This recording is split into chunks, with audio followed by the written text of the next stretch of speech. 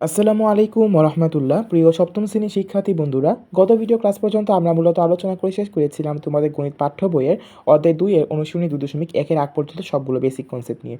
So আজকের এই ভিডিওতে আমরা অনুশীলনী 2.1 এর 1 থেকে 7 পর্যন্ত ম্যাথগুলো সমাধান করব এবং বাকি আরেকটা ভিডিওতে আমরা 8 থেকে 15 পর্যন্ত সবগুলো ম্যাথ সমাধান করব। সো বন্ধুরা, বেশি কথা না বাড়িয়ে চলো আমরা আমাদের ভিডিওর মূল আলোচনা শুরু করে দিই।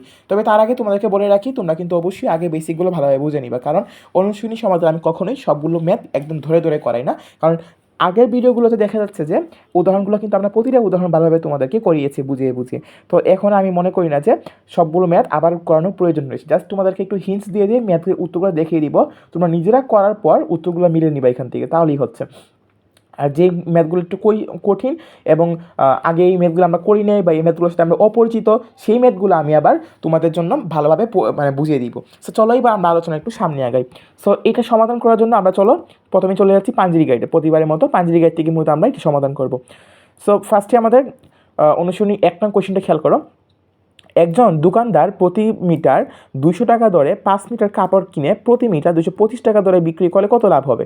এটা কিন্তু অনেক ইজি, তাই না? যে 5 মিটার কাপড় কিনছে তিনি, প্রতি মিটার মানে 200 টাকা করে তিনি কিনেছেন, আর তিনি বিক্রি করেছেন হচ্ছে 225 টাকা দরে।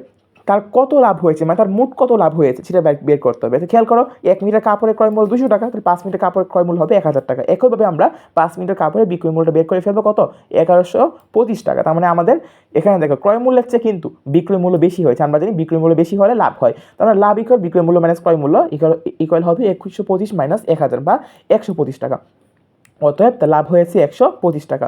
এরপর 2 নম্বর কোয়েশ্চনটা খেয়াল করো। একজন কমলা বিক্রেতা প্রতি হালি 60 টাকা দরে 5 ডজন কমলা কিনে প্রতি হালি 50 টাকা দরে বিক্রয় করলে কত ক্ষতি হবে? সো দেখো কি বলেছি, এক হালি কিনেছে 60 টাকা দরে, 5 ডজন কমলা কিনেছে, আর প্রতি হালি 50 টাকা দরে বিক্রি করছে, তার কত ক্ষতি হবে? দেখো 1 ডজন ইকুয়াল 12টি, 5 ডজন ইকুয়াল কত হবে? 60টি হবে। সো 60টি যদি হয়, এখন একটা জিনিস খেয়াল করো যে তিনি কিন্তু 5 ডজন কমলা কিনেছেন, তার মানে কি যে 4টি কমলার ক্রয় মূল্য হচ্ছে 60 টাকা।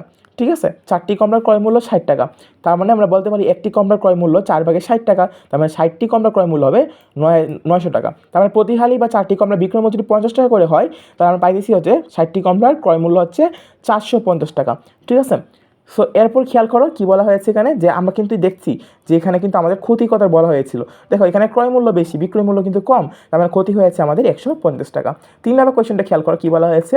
রবি প্রতি কেজি 40 টাকা দরে 50 কেজি চাল কিনে 44 টাকা দরে কেজি দরে বিক্রয় করলে কত লাভ বা ক্ষতি হবে? তো 44 টাকা দরে তিনি 50 কেজি চাল কিনেছে, মানে 1 কেজি চালের দাম 40 টাকা, তাহলে 50 কেজি চালের দাম কত হবে সেটা বার করবো। কত পাইছি? 2000 টাকা। এবং একইভাবে আমরা বের করবো 1 কেজি চালের বিক্রয় মূল্য যদি 44 টাকা হয়, 50 কেজি চালের মানে বিক্রয় মূল্য কত পাইতেছি? 2200 টাকা। তার মানে এখান থেকে আমরা বলতে পারি তার কত লাভ বা ক্ষতি হয়েছে।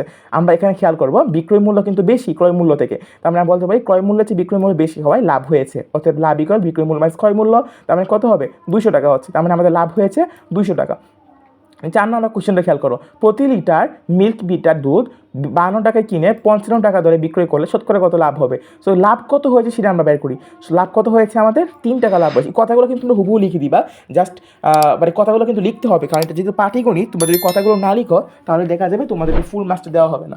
সো আমি জাস্ট তোমাদেরকে বুঝিয়ে যাচ্ছি, কারণ আমি বেশি একটা ভালো করে বোঝাচ্ছি না, কারণ হচ্ছে যে আমি তো বললাম ভিডিও শুরুতে যে আমরা কিন্তু উদাহরণের সময় ম্যাথগুলো অনেক বেশি আলোচনা করেছি, সেই কারণে আমি বেশি একটা আলোচনা করছি না। সো এখানে লাভ হচ্ছে 3 টাকা। দেখো আমরা কিন্তু জানি যে কোনো একটা বস্তু বা কোনো একটা দ্রব্যের লাভ বা ক্ষতি আমরা হিসাব করি হচ্ছে তার ক্রয় মূল্যের উপর। সো ক্রয় মূল্য যদি 52 টাকা হয়, তো 52 টাকা লাভ হয়েছে আমাদের 3 টাকা, 1 টাকা লাভ হয়েছে 52/3 টাকা। সো আমাদের শতকরা লাভ বার করতে বলা হয়েছে, আমরা বার করতে হবে যে 100 টাকায় তার লাভ কত হয়েছে। তাহলে 100 টাকাতে লাভ হয়েছে হিসাব করলে আমরা কিন্তু এমন একটা ভগ্নাংশ পাবো, যেহেতু এটা অপ্রকৃত ভগ্নাংশ তোমরা এটাকে মিশ্র ভগ্নাংশে রূপান্তর করে দিবা। তাহলে কত পাইতেছো? লাভ হচ্ছে 5/13/10%। এটাই হচ্ছে উত্তর। 5 নম্বর কোয়েশ্চনটা খেয়াল করো। প্রতিটি চকলেট 8 টাকা হিসেবে ক্রয় করে 8.55 টাকা হিসেবে বিক্রয় করে 25 টাকা লাভ হলো।